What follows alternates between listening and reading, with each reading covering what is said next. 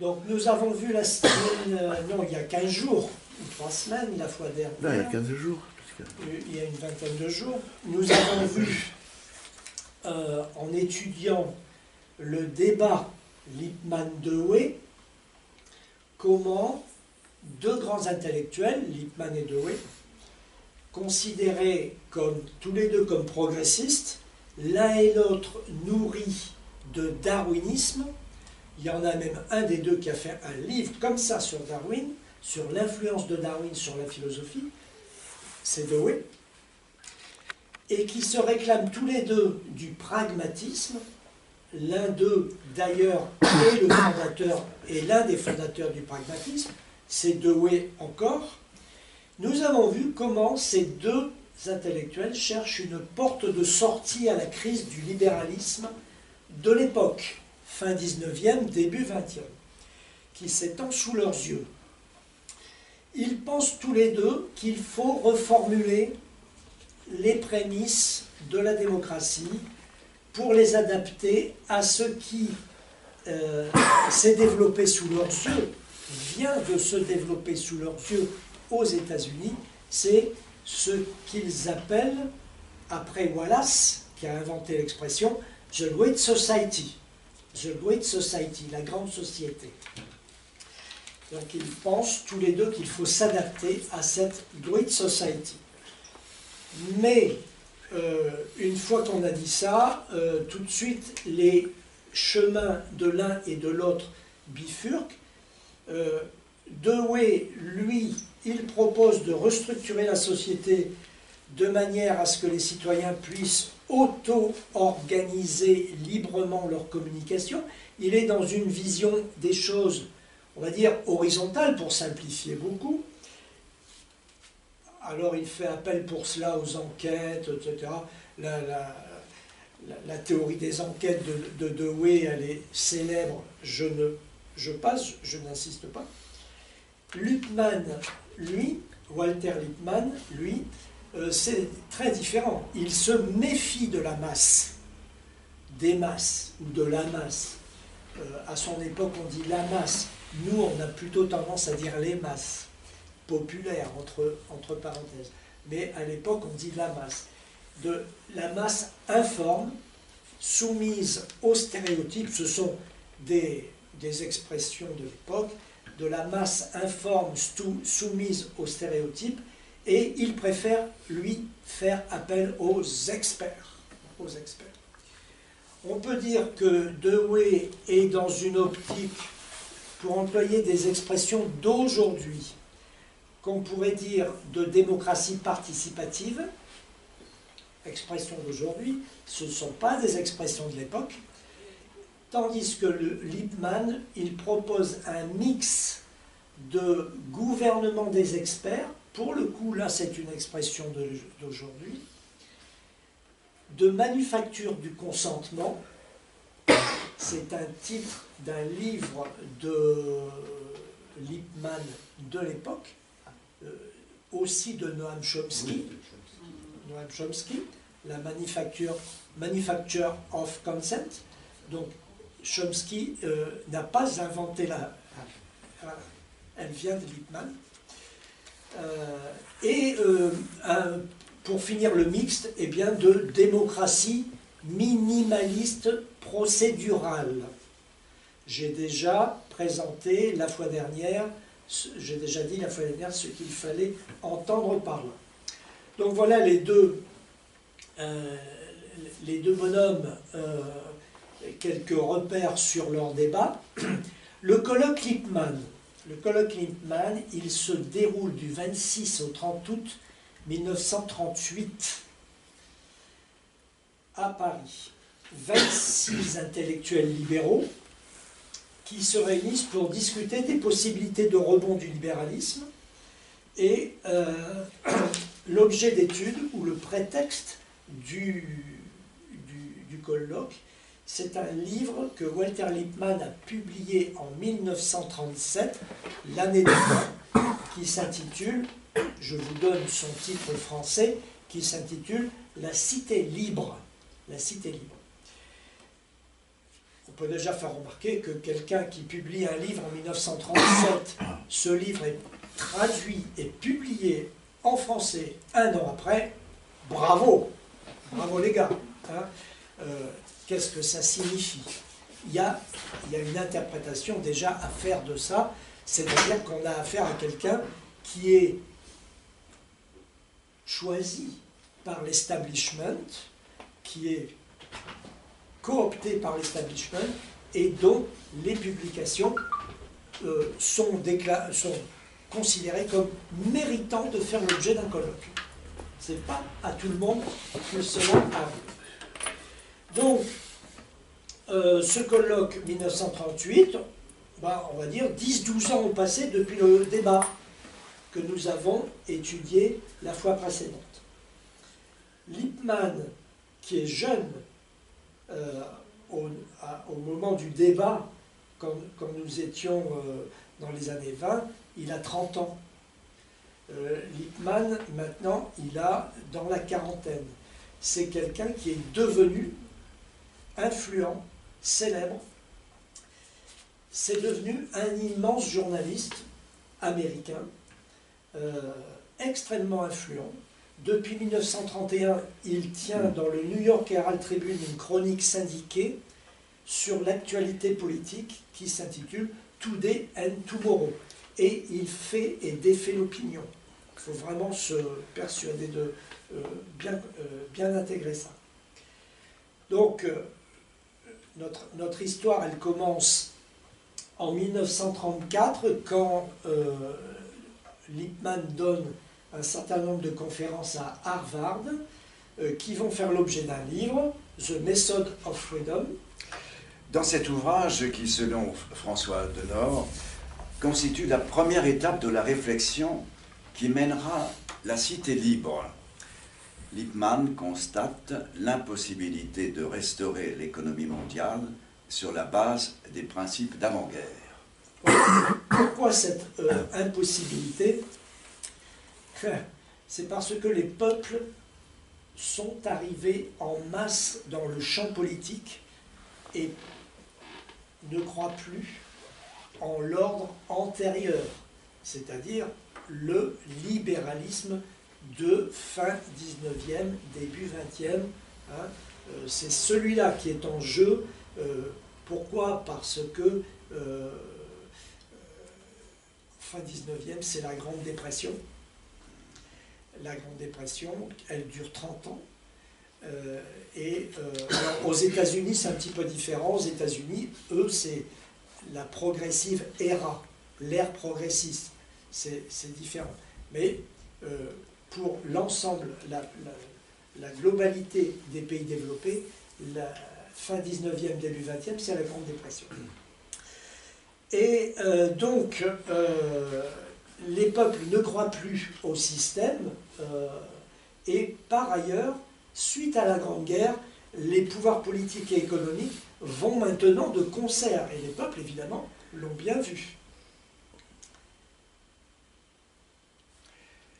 Les peuples, dit Lippmann, merci d'avoir posé, ne sont plus enclins à subir sans réagir les purges occasionnées par les cycles économiques. Voilà.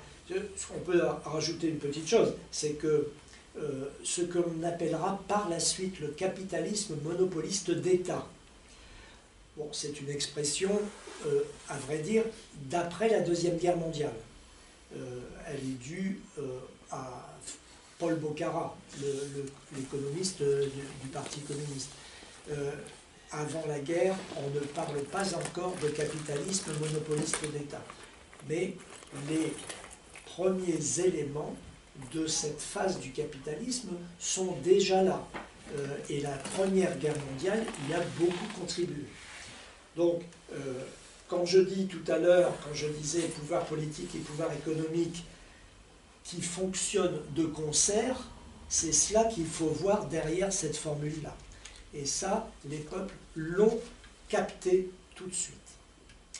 Donc, dans la cité, c'est à cette époque que Lippmann va commencer à lire, à étudier les travaux de Ludwig von Mises, économiste autrichien du début du XXe siècle, fin 19e, début 20e, et aussi les travaux de Friedrich Hayek, qui lui est un petit peu plus jeune que Mises. Mises, c'est le maître de Hayek en économie. Et Hayek, à l'époque, non, il a une trentaine d'années, il est très jeune. C'est un jeune fonctionnaire. Et il enseigne à la London School of Economics, Hayek, à l'époque. Ils vont entretenir les deux une correspondance régulière et soutenue avec tous les deux à partir de 1937. Dans La Cité libre, Lippmann dira de ces deux auteurs que leur critique de l'économie planifiée a apporté une nouvelle compréhension de tout le problème du collectivisme. Voilà, ça aussi, c'est un peu de la langue de bois. Qu'est-ce qu'il faut comprendre derrière ça? C'est comprendre l'intervention de l'État dans l'économie mène et ne peut pas ne pas mener au collectivisme. C'est ça qu'il faut comprendre derrière cette formule. On va y revenir à propos de Hayek quand nous allons traiter Hayek dans les semaines prochaines. Mon plan pour cette conférence d'aujourd'hui, je vais vous proposer un résumé en 5 points de La Cité libre de Lippmann pour que vous ayez une idée du contenu à partir duquel le colloque se déroule en août 38. Deuxième partie, une présentation de ce qui se passe dans le colloque, quelques portraits rapides de certains intervenants, des choses comme ça. Et puis, troisième partie, la description, la présentation de la production du colloque, c'est-à-dire l'agenda libéral. Le colloque se termine par la définition d'un agenda libéral. Donc, la Cité libre de Lippmann, qu'est-ce qu'on y trouve? On y trouve des choses plus ou moins claires, plus ou moins évidentes. Premièrement, Lippmann constate que le libéralisme, qui a été le moteur de la révolution industrielle et qui a engendré la prospérité économique, il parle des États-Unis, là, n'est plus en odeur de sainteté nulle part, depuis à peu près 1870. Il constate également qu'à côté de la prospérité, et en parallèle de cette prospérité, il y a eu aussi l'apaupérisation, le déracinement, il aurait pu dire la prolétarisation, bien entendu, mais quand on s'appelle Lippmann, on dit déracinement. Et puis, il y a eu aussi le refus des lois protectrices du travail, le refus par les capitalistes des lois protectrices du travail, etc., etc. Il y a eu tout un tas de choses. En outre, le marché, dit Lippmann, le marché laissé à lui-même, a bien du mal à gérer des cataclysmes, des crises, comme les guerres. Bref, l'homme, si on ajoute tout, l'homme a été traité par l'industrie, par le système, comme une chose et non pas comme une personne. Et dans ces conditions, dit Lippmann, il ne faut pas s'étonner des réactions de rejet de l'économie de marché, bien sûr, et de la naissance d'un mouvement socialisant, quelle horreur, tendant vers le communisme. Ça, c'est une obsession de Lippmann, mais vous savez, c'est une obsession un peu aussi de Dewey, il ne faut pas se le cacher, et c'est une obsession assez générale. Dans le colloque Lippmann,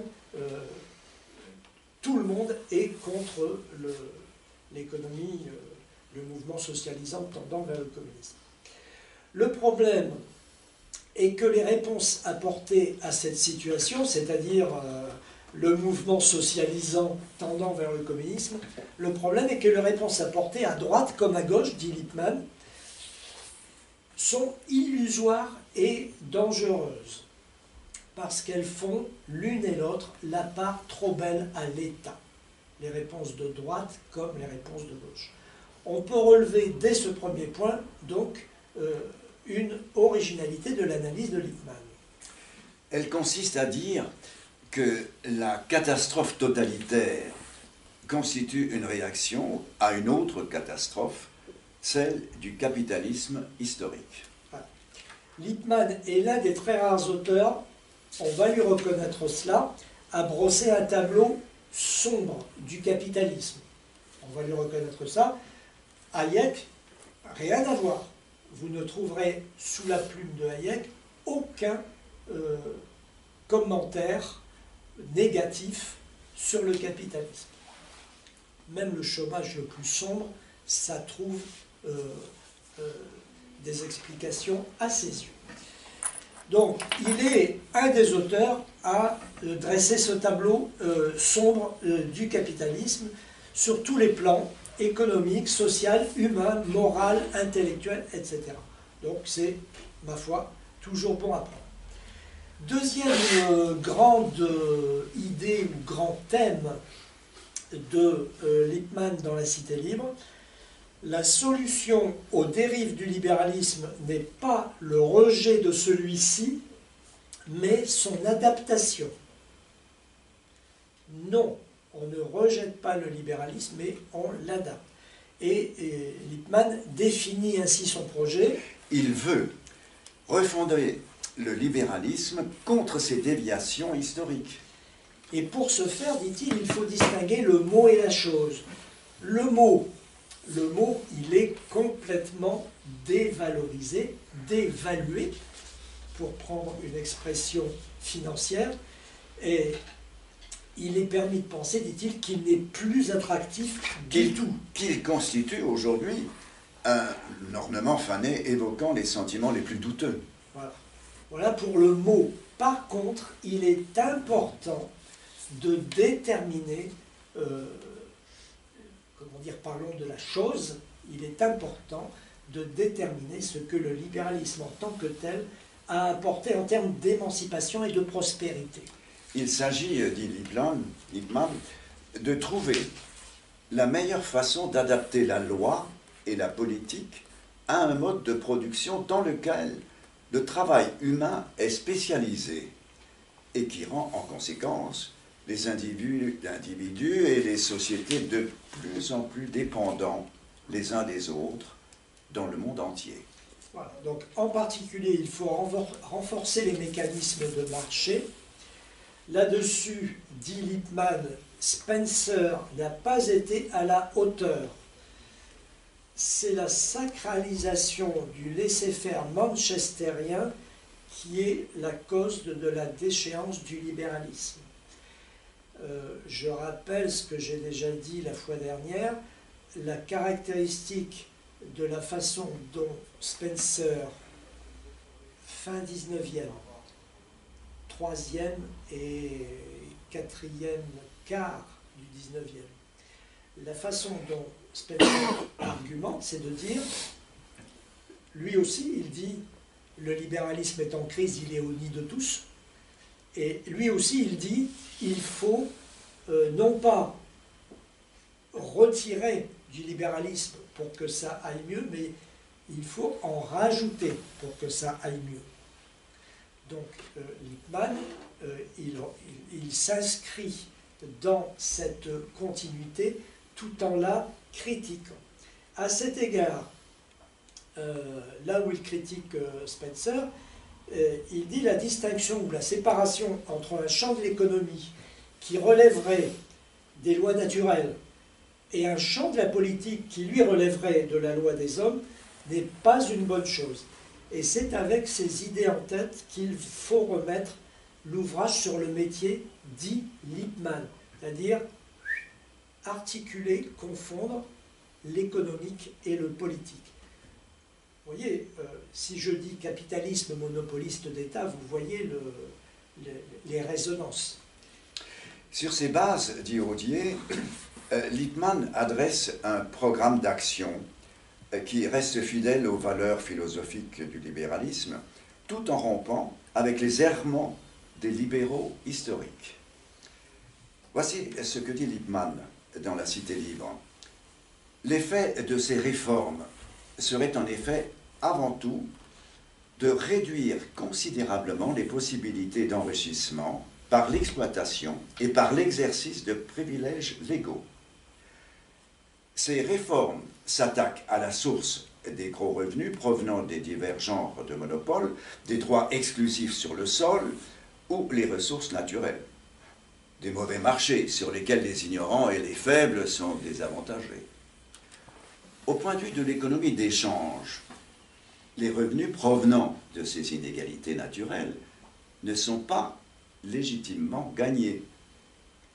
Ils sont au contraire parasitaires, adventistes. Et si le monde réel était conforme à la théorie des économistes, ces revenus illégitimes n'existeraient pas. Ils ne représentent ni la rétribution du travail, ni la gestion, ni un intérêt du capital, ni les profits d'une entreprise, tels que les déterminent les marchés libres et équilibrés. Ce sont les tributs levés sur les salaires, les intérêts ou les profits, en dénaturant ou en manipulant le prix du marché. Voilà, donc on retrouve quelque chose que j'ai dit autrement il y a quelques minutes. Lippmann critique le libéralisme au nom du libéralisme. Hein, il y a quelque chose comme mettre de l'eau dans son vin, hein, faire la part du feu. Vous voyez ces expressions, hein, c'est-à-dire penser une retraite en bon ordre pour sans doute ensuite de nouveau avancer, en tout cas maintenir le système. Les réformateurs du libéralisme doivent donc se proposer de rectifier la situation qui permet à ces revenus illicites de se former. Si leurs réformes sont profondes et efficaces, il n'en formera plus. Or, nous avons vu qu'afin de rectifier cette situation, il faut engager d'énormes dépenses pour l'eugénisme et l'éducation, assurer la conservation du sol et des richesses naturelles qui constituent le patrimoine national, développer ce patrimoine par des travaux de récupération, de lutte contre les inondations et la sécheresse, d'aménagement des cours d'eau, des ports et des routes, de développement de la houille blanche, d'amélioration des possibilités de transport et d'échange de marchandises et de services. Perfectionner les marchés en organisant des services de renseignement, d'inspection et autres, assurer et indemniser contre les risques et les pertes dues aux transformations économiques et techniques. Il faut bien d'autres choses. Par exemple, fournir les possibilités de recréation qui ne peuvent pas exister dans les collectivités spécialisées et surpeuplées. C'est précis tout ça, hein, ça rentre dans un certain détail. Alors, ces réformes, elles passent par une réforme de la répartition des revenus, ben oui, puisque tout ça, ça coûte de l'argent, donc il faut le trouver quelque part. Et une réduction des inégalités que Lippmann détaille aussi. Je passe évidemment, mais vous trouvez ça dans La Cité libre, édition française, page 280, 281, 284, 285, tout ça est indiqué. Il s'exprime aussi sur les services et les investissements publics, page 280, 282. Je vous donne les références parce que si jamais vous avez un goût particulier pour ce genre de sujet, La Cité libre n'est pas une lecture complètement inutile non plus, même si on a affaire à un libéral, évidemment. Hein, c'est quelqu'un qui veut sauver le système. Mais c'est intéressant de voir comment il raisonne, tous ces gens. Cela fait, pour que ces propositions ne risquent pas d'être mal interprétées par son public à lui, Lippmann, eh bien, pour que personne n'y voit un brûlot contre le système, il prend une précaution. Il souligne dans le chapitre, page 286-292, le conservatisme profond des réformes libérales qu'il préconise. Alors, tout ce que je vous raconte là, c'est particulièrement conservateur. C'est ce qui s'appelle, comment dire, frère, garde-toi à gauche, garde-toi à droite. Toujours cette idée de réviser radicalement le libéralisme en restant sur le terrain du libéralisme. Pour le dire autrement, revenir aux idées libérales, mais peut-être de façon plus ou moins novatrice. Alors, voilà deux thèmes pour les deux premiers thèmes. Le troisième thème, c'est que la réalisation de l'agenda ou des idées, des propositions de réforme qu'avance Lippmann implique de revoir la conception des lois. Ça, c'est un passage un peu plus technique de Lippmann. Au lieu d'être conçus comme des commandements, dit Lippmann, c'est-à-dire à l'image de la loi de la tradition autoritaire anglaise héritée de la monarchie absolue, au lieu d'être donc des lois-commandements, les lois devraient beaucoup plus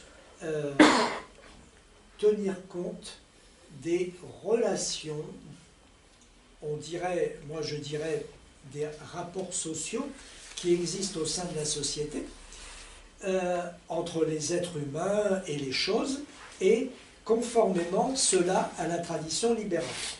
C'est-à-dire, au lieu de lois-commandements, plutôt des lois qui sont tournées vers une approche, ou qui ont comme horizon une approche de l'individu, qui sont plus dans une optique d'individualisme, alors que les lois-commandements, elles peuvent facilement dériver vers une conception de la société totalitariste. Donc, Lippmann dit, au lieu d'une approche verticale, plutôt une approche horizontale. Voyons les individus dans leurs différentes communautés, les différentes relations que cela génère, les différents modes de fonctionnement que cela génère, et ciblons toutes ces différentes réalités, diverses et variées, plutôt qu'une loi qui regarde les choses, la société d'une manière plutôt indifférenciée. Ça, c'est la troisième idée. La quatrième idée de Lippmann, qui est dans la droite ligne de la précédente, de celle que je viens d'évoquer, Lippmann dit que les économistes manchestériens ont cédé à la tentation autoritaire par l'introduction du droit naturel, sorte d'ordre social imaginaire surplombant, construit par un raisonnement hypothético-déductif qui part du haut avec des postulats divers et variés, qui part du haut et qui descend comme ça, et qui construit une société imaginaire. Et les lois de l'économie auxquelles parviennent ainsi les économistes, à partir de ces points de départ, économistes manchestériens, dit Lippmann, et lois que les manchestériens qualifient de naturelles, lois naturelles, disent-ils, eh bien, elles n'ont d'autre dessein, ces lois soi-disant naturelles, dit Lippmann, que d'imposer aux hommes l'ordre du monde que nos économistes manchestériens croient le meilleur. Mais c'est leur monde, c'est pas le nôtre, c'est leur monde. À cette conception, Lippmann oppose le droit artificiel, fondé sur l'usage de la raison et orienté vers l'amélioration de l'état des choses. On trouve un peu un écho là au pragmatisme, un écho du pragmatisme que j'ai évoqué tout à l'heure, c'est-à-dire regarder, s'occuper des choses d'une manière que cela débouche sur un meilleur fonctionnement, de meilleures conséquences, moins d'effets pervers, etc., etc. et ça c'est un point commun, je l'ai dit tout à l'heure, entre Lippmann et Dewey. Donc raison artificielle, donc, droit artificiel, raison artificielle, et à cet égard, si Lippmann est favorable au régime présidentiel, parce que plus apte, selon lui, à contenir les intérêts particuliers et à s'approcher ainsi de l'intérêt général, il conçoit le rôle du Parlement comme une simple instance de contre-pouvoir et pas plus. Et contre-pouvoir et contrôle et pas plus. Et non comme un organisme qui légifère à tout va. Et là, nous en arrivons à la 5e et dernière thèse, qui est consacrée par Lippmann à l'agenda du libéralisme. Lippmann imagine un État habilité à légiférer partout, mais à condition que ces lois traitent de façon générale des rapports des hommes entre eux, à condition que ces lois ne cherchent pas à donner de privilèges à personne.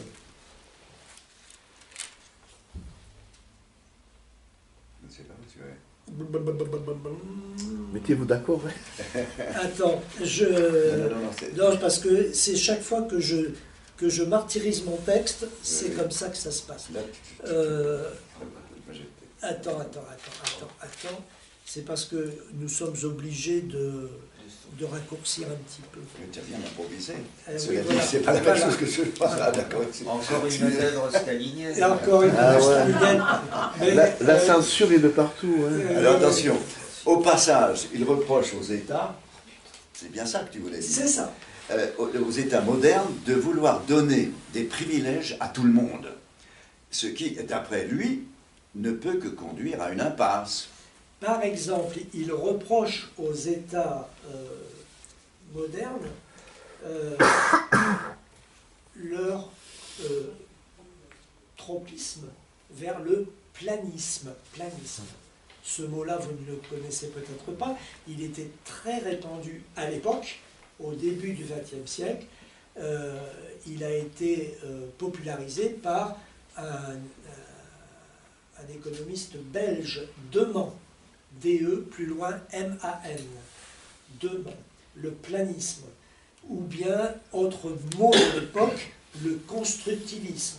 Et puis, troisième mot de l'époque, et d'aujourd'hui aussi, le collectivisme, bien sûr, bien entendu. Donc, Lippmann cible les sociétés, les gouvernements qui ont ce genre d'horizon économique et politique. Leur rôle, dit-il à ces États, n'est pas de s'occuper du bonheur des hommes et de découvrir à cette fin des lois scientifiques et nécessaires, mais juste de rationaliser les choses, de prévenir les crises, de fabriquer du consentement. Vous voyez la récurrence de ces thèmes, réparer la société, prévenir les crises, fabriquer du consentement. Il y a chez Lippmann incontestablement l'idée que le pouvoir doit être limité et contenu. Il est donc résolument favorable au pouvoir du check and balance qui tente à paralyser un peu, à limiter l'action des États. Une fois qu'il a dit cela, bien entendu que Lippmann n'est pas opposé à ce que les États interviennent sur des sujets d'intérêt général, pourvu que les choses ne dérapent pas. C'est un point que François Denord relève. Il relève qu'il n'est pas contre le programme social de Roosevelt, dont il reprend l'essentiel dans son agenda du libéralisme. Voilà. Il faut bien voir qu'entre le discours que tient Lippmann et la réalité du terrain, il y a un écart. Là, Lippmann n'est pas totalement sur un discours réaliste, puisque la guerre est passée par là, et la guerre, elle a entraîné un développement considérable de l'intervention de l'État dans l'économie. Considérable. Et y compris d'ailleurs des politiques sociales, d'assurance sociale, etc. Donc, là, Lippmann un petit peu, il prend ses désirs pour des réalités. Son discours n'est pas totalement sur le réel. Lippmann, pour terminer là-dessus, accepte également l'analyse keynésienne de l'investissement public. Il est dans la logique de ce que je viens de dire, il accepte l'intervention de l'État, et donc l'analyse keynésienne de l'investissement public, il l'accepte aussi, mais il est ferme sur la question de la généralité de la loi, et il préconise de passer le moins possible par la voie réglementaire, parce que, dit-il, elle est source d'arbitraire. Ce qui est indéniable. L'État a besoin d'une administration pour s'acquitter de ses tâches, mais il préconise un État, tenez-vous bien, un État démembré en agences spécialisées. Vous savez que c'est un chemin vers lequel nous allons. Nous allons, tout doucement, mais à bas bruit, mais nous y allons. Et puis d'autres pays y sont. Les États-Unis y sont déjà. Franklin Delano Roosevelt, au moment où Lippmann écrit, est en train de le faire. Ce sont des agences, hein, le plan, toutes les réformes de Roosevelt, ça se fait par des agences. Voilà donc ce que l'on trouve dans La Cité libre. C'est un résumé, évidemment. Je vous le redis, si vous n'êtes pas trop rétif, lisez-le. La deuxième partie, maintenant, j'en viens au colloque proprement dit, et je vais commencer par donner la parole à l'organisateur du colloque, un certain Louis Rougier, qui, dans son allocution d'ouverture, fait deux choses. D'une part, il loue les qualités de la Cité libre, c'est bien le moins, puisque le colloque va porter là-dessus. Hein. Il loue les qualités de la Cité libre, il lui trouve trois qualités particulières, et d'autre part, il indique les questions que le colloque va devoir affronter au cours des 26 au 30, ça fait 5 jours. Donc, au cours des 5 jours de colloque. Donc, en ce qui concerne les qualités de la Cité libre... En premier lieu, le livre de Walter Lippmann démontre de façon péremptoire que socialisme et fascisme sont les deux variétés d'une même espèce. Ils procèdent l'un et l'autre de la croyance commune qu'on peut réaliser une société plus juste, plus morale et plus prospère, ou à la recherche égoïste du profit individuel, serait remplacée par la satisfaction altruiste des besoins effectifs des masses, en substituant à l'économie de marché, basée sur la propriété individuelle et le mécanisme des prix, une économie planifiée, basée sur l'étatisation partielle ou totale des moyens de production et sur les décisions bureaucratiques d'un organe central. Et Rougier, sur la base de ce constat, fustige à la fois la gauche et la droite. Le drame moral de notre époque, c'est dès lors l'aveuglement des hommes de gauche qui rêvent d'une démocratie politique et d'un planisme économique, sans comprendre que le planisme économique implique l'État totalitaire et qu'un socialisme libéral est une contradiction dans les termes. Le drame moral de notre époque, c'est l'aveuglement des hommes de droite qui soupirent d'admiration devant les gouvernements totalitaires, tout en revendiquant les avantages d'une économie capitaliste, sans se rendre compte que l'État totalitaire dévore la forme privée, met au pas et bureaucratise toutes les formes de l'activité économique du pays.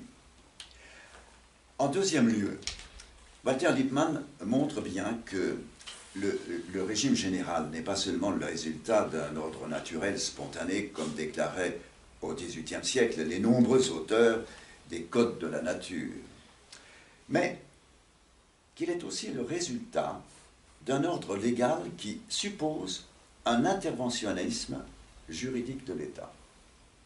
Et là, Rougier emploie une métaphore promise à un bel avenir. Être libéral, ce n'est pas, comme ceux les manchestriens, laisser les voitures circuler dans tous les sens, suivant leur bon plaisir, d'où résulteraient des encombrements et des accidents incessants.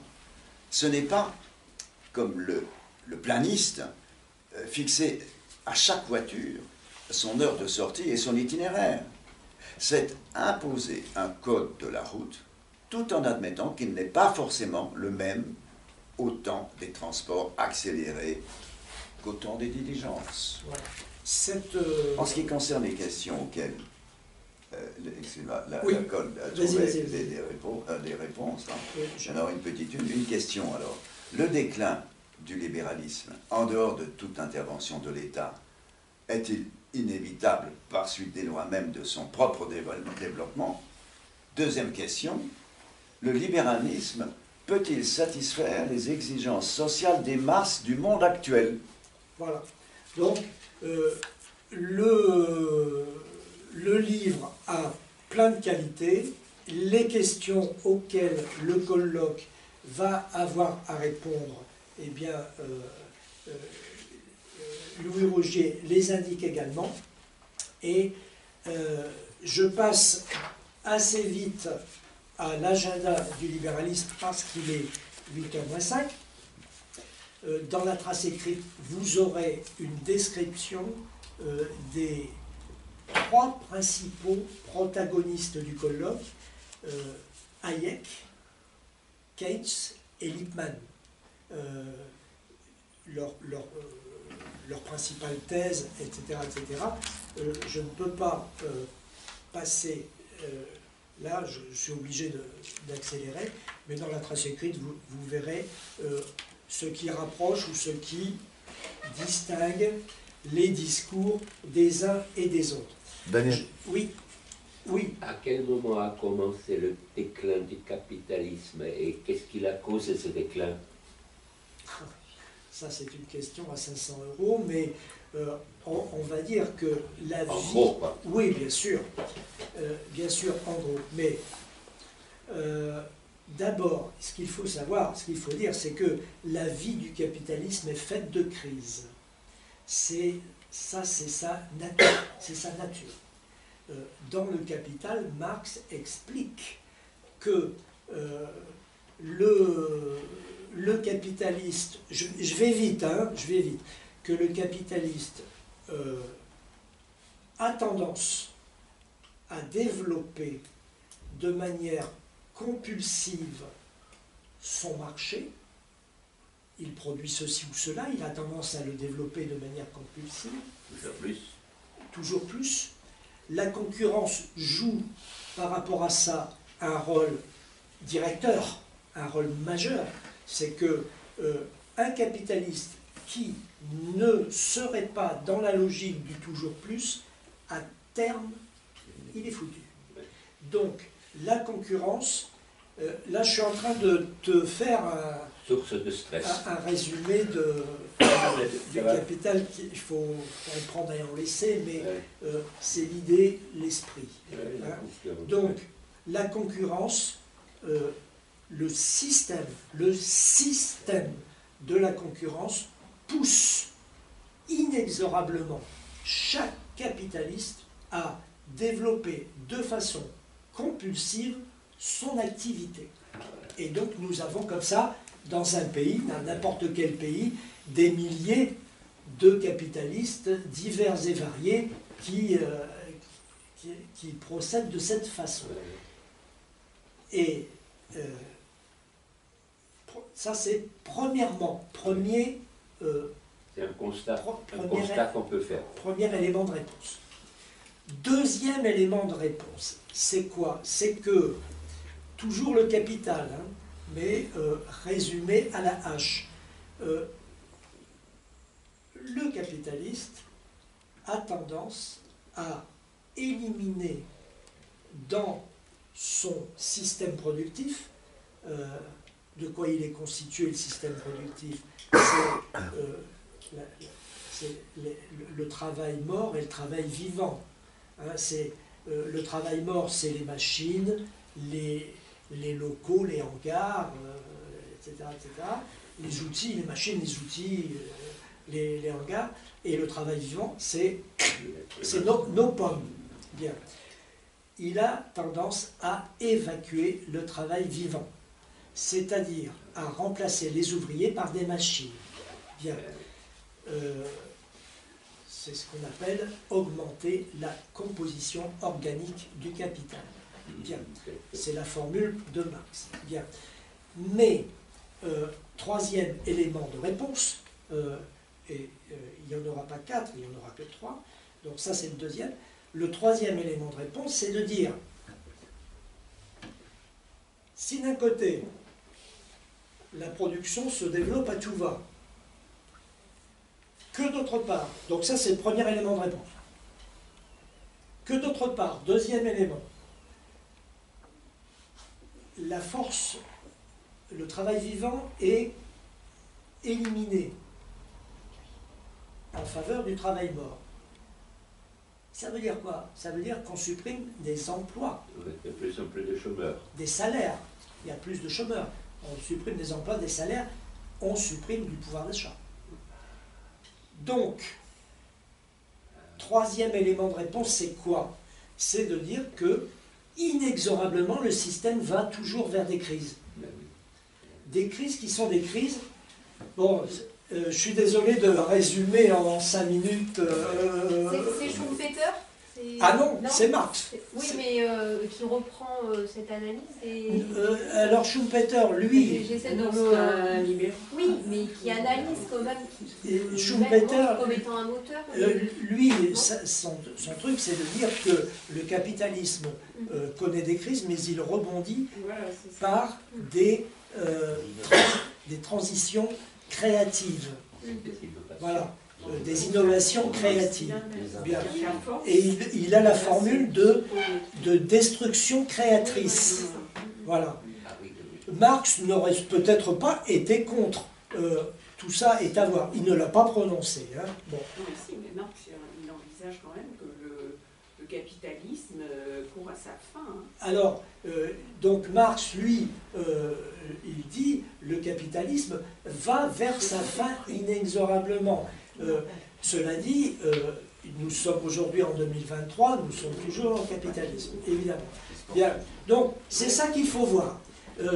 Si on supprime du pouvoir d'achat, eh bien, le développement de la production débridée et qui fait face à des capacités d'absorption de la production qui ne sont pas à la hauteur, eh bien, ça débouche sur quoi? Ça débouche sur une tendance à la baisse tendancielle du taux de profit. C'est-à-dire que dans une économie, le capital en fonctionnement, aujourd'hui, il réclame des taux de rendement à 2 chiffres. Et quand je dis 2 chiffres, c'est plutôt 20 que 15. Bon. Mais si le pouvoir d'achat en face n'est pas à la hauteur, ça ne peut pas le faire. Et donc, qu'est-ce qu'il faut faire? Il faut que des portions du capital en fonctionnement soient détruites. Comment on fait? Soit, alors là, c'est la théorie de la suraccumulation, dévalorisation du capital, ça. Paul Boccara. Comment on fait? On ferme les mines. Alors, oui, bien sûr. On met la clé sous la porte. Hein. Attention, il faut le faire d'une façon telle que le capital ne perde pas, n'y laisse pas des plumes. Donc, il y a une forme formidable. C'est la guerre. Voilà. Ah, Parce oui. qu'il faut tout reconstruire. C'est la guerre. Ah oui, C'est génial, la bien. guerre. C'est absolument génial. C'est ça qu'elle remercie, ça. Hein, pourquoi le capitalisme, c'est la guerre? C'est formidable. Hein, on détruit à tout va. Là, regardez la Palestine. Hein, hein, Et l'Ukraine. l'Ukraine. Ça y est, tout Vous le monde savez, se précipite. quand a eu lieu la guerre en Irak, ça, j'anticipe sur des conférences de l'année prochaine. sur, justement, le capitalisme, c'est la guerre. Donc, quand a eu lieu la guerre en Irak, pendant que la guerre se faisait, il y avait une entreprise américaine dont le nom m'échappe là tout de suite. Halliburton. Halliburton, et PDG. Ben, c'était l'ex-ministre. Un ex-ministre Ouais. de Bush, je crois. Donc, Halliburton, qui arpentait l'Irak et qui faisait le compte de tout ce qu'il allait falloir reconstruire. Ben, ils ont fait pareil pour l'Ukraine. Il y a déjà des Ah oui, contrats oui, qui sont c'est signés avec des sociétés américaines pour reconstruire le pays. Incroyable. Une fois que la guerre a eu été terminée, une fois que la guerre en Irak a eu été terminée, que croyez-vous qu'il s'est passé? Halliburton a investi tout l'Irak et est arrivé un administrateur dont le nom m'échappe également. Mais l'année prochaine, je vous dirai tous ces noms-là, hein, dont le nom m'échappe également. Le mec, il a été nommé par Bush fils, administrateur, je ne sais pas quoi, bah, tu vas peut-être le trouver. La reconstruction de l'Irak. Et le gars, il a reconstruit l'Irak. Et Halliburton s'est fait, et pas que, mais Halliburton en tout premier lieu, s'est fait des profits majestueux. Majestueux. Donc, c'est une première façon de suraccumulation, dévalorisation, de dévaloriser. Mais il y en a une autre, moins connue, et qui est plus dérangeante. C'est celle que nous avons connue à la Libération. À quoi je fais allusion? Le plan Marshall. Alors, le plan Marshall, oui. Mais c'est, bien sûr, c'est OK. Mais je pense à une autre, encore plus dérangeante. C'est les nationalisations. Oui. Ça, c'est pourquoi c'est dérangeant, c'est parce que nous nous targuons, nous sommes fiers, nous communistes, d'avoir, nous, nos ancêtres, d'avoir fait les nationalisations, les libérations. Dit tonton, pourquoi tu tousses? Non. Il faut bien voir que si les nationalisations se sont faites, c'est parce que l'état de l'économie était tel que Annie Lacroix-Riz l'explique dans ses livres. C'est dérangeant, mais je suis désolé. Le capital des pays développés voulait que quelqu'un d'autre qu'eux prenne en charge la reconstruction du réseau électrique, du gaz, des charbonnages, qu'est-ce que j'oublie? SNCF, et puis j'oublie sûrement quelque chose. Bon, voilà, et puis la sécurité sociale. La sécurité sociale. Il fallait sécuriser les conditions d'exercice des salariés. Ça ne pouvait pas durer comme c'était avant la guerre. Et ça, De Gaulle était contre. L'entre-deux-guerres, De Gaulle, il était contre. C'est grâce à Croizat. Alors, évidemment, quand je dis ça, je ne veux pas diminuer le mérite d'Ambroise Croizat. Mais simplement, je l'ai décrit ça quand j'ai parlé du compromis fordiste. Il doit y avoir 2 mois de ça, nous avons parlé du compromis fordiste. C'était en septembre. Le compromis fordiste, c'est une configuration géopolitique mondiale qui veut que le système fait la part du feu parce que il y a quoi à l'Est? Il y a un système socialiste qui a grandi, qui a maintenant les démocraties populaires, etc. Il y a la Chine, mais bon, la Chine, elle ne compte pas encore beaucoup. En 1945, elle est très sous-développée. Il faut oublier la Chine d'aujourd'hui, hein. Il faut penser à la Chine d'il y a 75 ans. Donc, le système se dit, mais où va-t-on là, hein? Les capitalistes, pendant toutes les années 1930, ils ont vu les résultats extraordinaires de l'URSS, les résultats économiques. Hein. Bon, ils ont vu aussi la dictature stalinienne. Bon, mais ils ont vu surtout cette formidable accumulation de capital et de capital productif et d'amélioration des conditions de vie des gens, et y compris la capacité de ce putain de pays à se préparer pour la guerre et à la gagner. C'est quoi ce truc? Donc là, en 1945, ils se disent, ils savent pas où on va, ils savent pas où ils vont, sur quel pied danser. Donc ils préfèrent que les masses populaires ne s'entichent pas des pays socialistes, donc sécurité sociale, nationalisation, etc. Parce qu'il y a quand même un événement. L'URSS, avant la guerre, c'était l'URSS, mais après la guerre, il y a tous les pays satellites que... Ça fait un paquet, hein? Ça fait un paquet, hein, la Pologne, enfin, la Bulgarie, la Roumanie, enfin, Roumanie, tout ça. Mais je veux dire, ça commençait à faire peur. On voyait l'Union soviétique arriver à Paris, Londres... Voilà.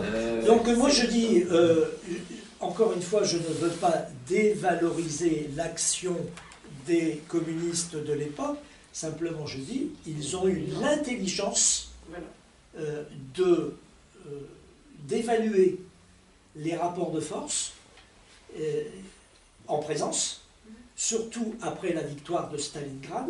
Donc ils ont eu cette intelligence de savoir déterminer où il y avait des points de passage pour avancer. Hein, voilà, c'est ça que je dis. Ça ne les dévalorise pas, ça dit qu'ils ont eu une intelligence politique hors pair pour savoir ce sur quoi le système était prêt à reculer. C'est le CNR, les jours heureux. Voilà. Ils avaient l'intention de continuer. Mais voilà. Donc, je ferme cette longue parenthèse. Oui, mais c'est intéressant. Pardon? Dick Cheney. Dick Cheney. Dick Cheney, le PDG de Halliburton. Ah oui. Dick Cheney. Un nom bien connu, oui. Voilà. Alors, j'en viens tout de suite à la conclusion du colloque. Trois choses. Je passe sur les débats houleux et sur les différences d'appréciation des uns et des autres. Tout ça, vous allez le trouver dans la trace écrite. Trois choses en ce qui concerne l'agenda du libéralisme qui procède de ce colloque. Premièrement, ça c'est une nouveauté en tant qu'affirmation de principe, pas en tant que réalité, mais en tant qu'affirmation de principe. Premièrement, alors,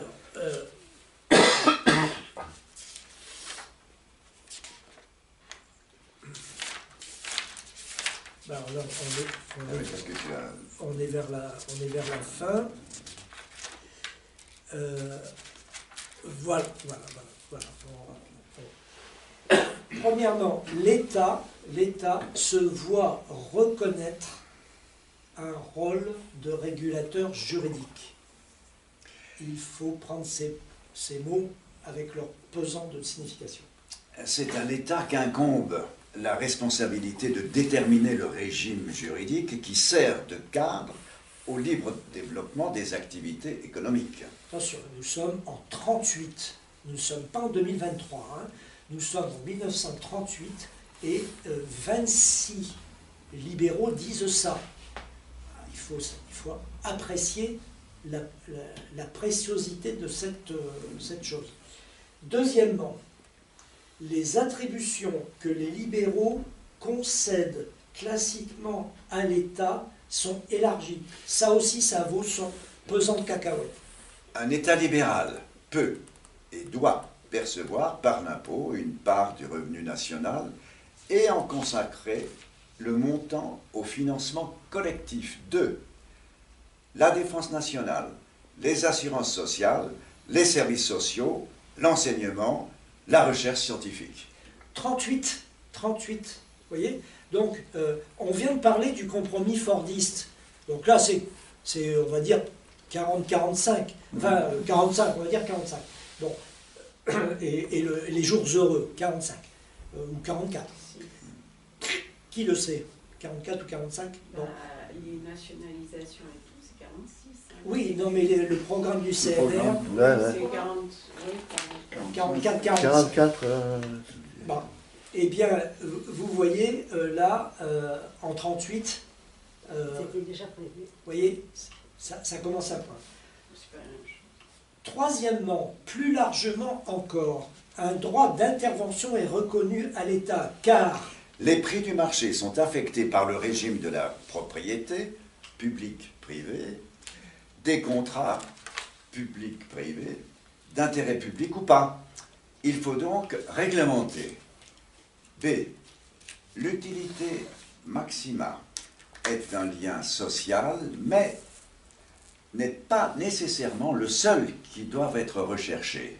ah ouais, Même lorsque la production est régie par le mécanisme des prix, les sacrifices qu'implique le fonctionnement du système, c'est-à-dire les fonctions collectives, peuvent être mises à la charge de la collectivité par l'impôt. voilà. Vous voyez, là, en trois affirmations, en trois thèses, en 3 points, vous voyez, là, ça vaut son pesant d'or. C'est une petite révolution intellectuelle, conceptuelle, politique, bien sûr, économique et politique, qui se produit. Vous voyez? Et dans la trace écrite, vous trouverez plus de détails.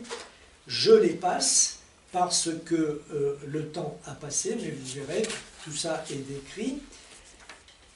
Il faut préciser pour les dames que donc il y a des traces écrites que vous recevez par Internet. Donc un complément est beaucoup plus... Voilà, avec la vidéo.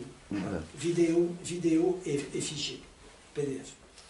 Donc, vous avez ça depuis, ça fait 5 ans que ça dure, hein, donc vidéo, fichier, Internet. Donc, cet agenda du néolibéralisme, il va rester dans les cartons. Il va rester dans les cartons. Pourquoi? Il y a des raisons que vous pouvez facilement imaginer. Nous sommes presque à la veille de la guerre. Voilà. Donc, ça ne va pas être le moment de se lancer dans des innovations rock'n'roll. Donc, le colloque va rester, l'agenda du libéralisme va rester dans les cartons. Mais une fois que la guerre va être terminée, pas de chance, compromis fordiste. Et donc là, l'ordre du jour, ce n'est pas de relancer le libéralisme. Hein. L'ordre du jour, c'est de calmer les masses populaires du monde entier et d'apporter des changements. On l'a évoqué il y a 3 minutes. Bien. Et puis, troisième raison, c'est que ce compromis fordiste, il va durer quand même 30 ans. Hein. On va dire, j'assimile compromis fordiste et 30 glorieuses. Hein. J'assimile une grande louche, hein, j'assimile les deux choses. Bon, la fin du compromis fordiste, nous avons déjà fait 2 conférences là-dessus, mais c'était déjà l'année dernière. C'est la fin des années 70. Alors, bon, ça s'étale, ça s'étale. Le taux de profit aux États-Unis commence à chuter dès la fin des années 1960. Alors là-dessus, il y a une bonne référence, c'est Baran et Sweezy. Baran et Sweezy, aux éditions Maspero, sur les conditions économiques de l'époque. Et puis, autre référence, c'est un numéro des collections de l'INSEE de 1974 qui s'intitule La fresque historique du système productif.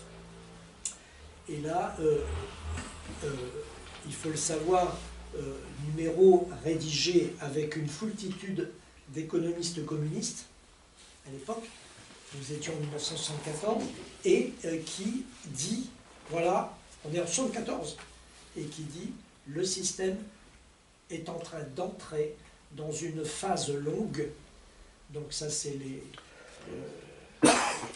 Une question. Est-ce que le taux de profit aux États-Unis commençait à chuter maintenant à partir des 60 parce qu'il n'y avait pas assez de gens qui pouvaient acheter ce qui était produit? Oui, c'est une phase de suraccumulation. Donc, fin des années 1960 aux États-Unis. Donc, c'est le commencement de la manifestation du fait que le système américain s'approche de sa phase de suraccumulation. Et donc le taux de profit commence à baisser par-ci par-là. Quand il y a une fragilité, la moindre occasion ou le moindre problème qui s'ajoute, patatras. Hein? Quand nous sommes dans les 30 glorieuses, le système économique enjambe tous les problèmes climatiques, machin, trucs, etc. Tout passe à l'as pendant les 30 glorieuses. Aujourd'hui, pas du tout. Aujourd'hui, le moindre problème prend des proportions. Et qu'est-ce qu'il faut aujourd'hui? C'est, quelle est la formule? Une guerre. Quoi qu'il en coûte. Ah oui. Mais 74, Tout à coup, on avait des centaines de millions c'était aussi, parce que moi je travaillais en usine, Ah oui, c'était la crise du pétrole, c'était incroyable. qui était considérable, puisque nous-mêmes on fabriquait des bateaux avec de la résine, donc à base de pétrole, et l'entreprise s'est trouvée avec une accumulation de bateaux, mais des produits qui avaient augmenté deux, trois fois. Et il y a tout ça qui Donc, ça commençait, et ça commençait aussi les délocalisations de la production. Parce que moi j'étais syndicaliste dans le département, on commençait à avoir des entreprises productives dans le département, Ouais. chantier naval, Tibelletti, Vernier, tout ça, qui fermaient. Hein. Donc, voilà. Donc, total et conclusion. Le Fordisme, bon, il a duré une trentaine d'années. À la fin des années 60 pour les Américains, 70 pour les pays européens, ça s'est déglingué. Et c'est là qu'est arrivée la contre-offensive néolibérale, Reagan et Thatcher. 79-81. 79-81. Et nous y sommes encore. Ouais. Nous y sommes encore. Voilà. Il y a un pays qui n'a pas suivi ce chemin-là, c'est l'Allemagne. Enfin, la République fédérale d'Allemagne, l'Allemagne de l'Ouest. L'Allemagne, elle s'est distinguée, elle a appliqué dès 1945, 46 ou 47, tout ça, je le dirai la fois prochaine, elle a appliqué ce que l'on a appelé l'ordolibéralisme.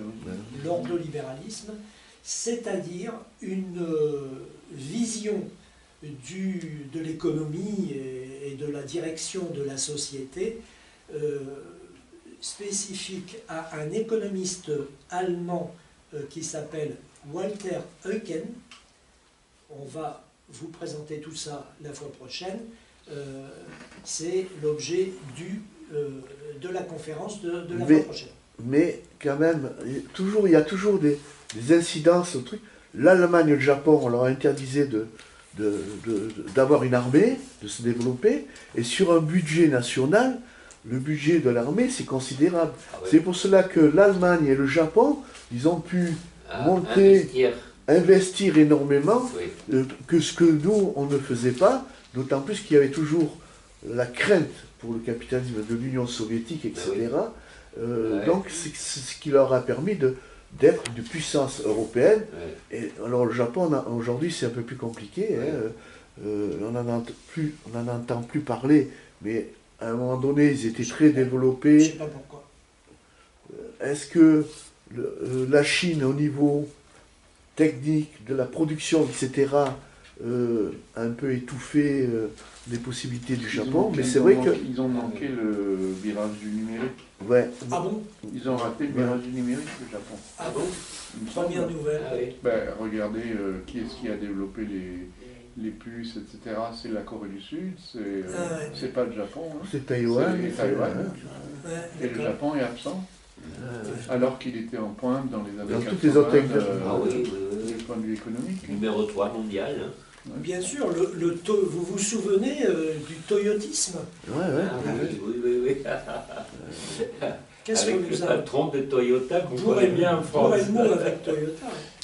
Les prochaines dates. Donc, nous nous revoyons le mercredi 22 novembre. Et ce jour-là, c'est l'ordolibéralisme, le sujet. C'est dans 15 jours. Dans Ici. 15 jours, Ouais, ici. ouais, Hein. Et après, nous aurons le mercredi 6 décembre, rendez-vous avec un grand bonhomme, Qui c'est? Friedrich Hayek. Quoi? Qui? Friedrich Hayek. Ah oui, cet Autrichien. Donc là, je vais vous Ça, c'est gratifier pas fier du tout, hein. d'une présentation synthétique des idées de Hayek. Quel type celui-là. Voilà, le mercredi 15 décembre, là c'est détente. Il y aura l'apéro. Après l'effort, le réconfort, c'est séance de Très bien, synthèse bonne idée. numéro 1. Mais vous savez, hein, les séances de synthèse, tu te souviens, hein, Ouais. comment ça se passe? C'est on boit, quoi. Hein. C'est pour boire. Eh ben, C'est pour Oui, boire. mais Non, mais voilà pourquoi le capitalisme Eh ben, a encore de est encore longues debout. Il faut bien écouler les stocks. Et il faut bien écouler Mais- les stocks. Voilà. Mais